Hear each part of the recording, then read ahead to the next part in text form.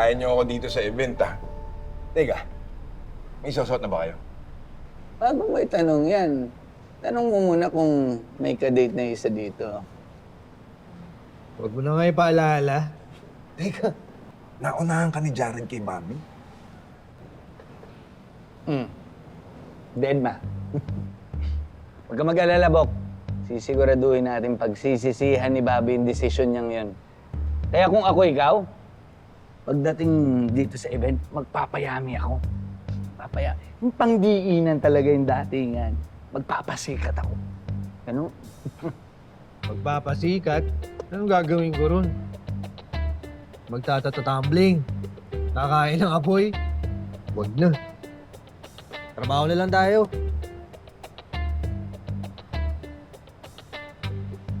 Nagagalit na.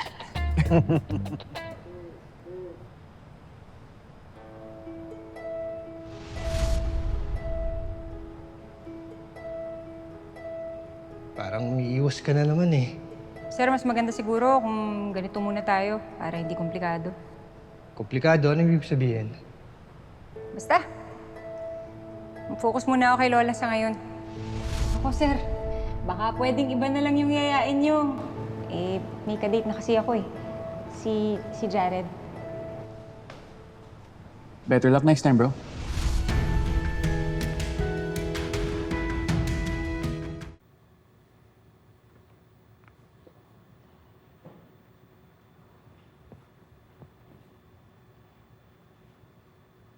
Bautista, Ma'am, sino yan, ha?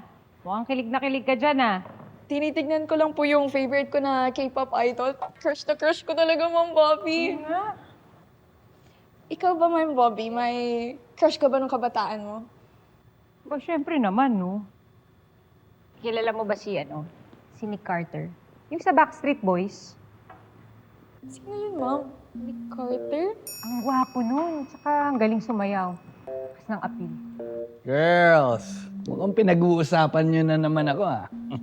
Hindi, Sir Eric. Pinag-usapan namin ni Ma'am Bobby yung crush niya nung kabataan niya. Si Nick Carter? Yung sa Backstreet Boys. Totoo? Oo. Crush mo si Nick Carter? Oo, sabi ko nga nung bata ako eh, pagka may nanligaw sa akin na ganun tipo, sasagutin ko agad yan. Sige, Ma'am, isearch ko nga. Tingnan mo, Nick Carter. Excuse lang, ha? May nakalimutan ako.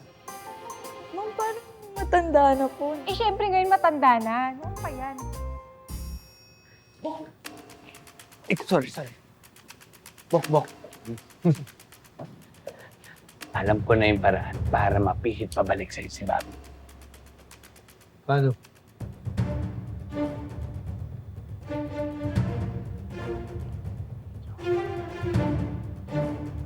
Uy, teka lang. Pabulong naman.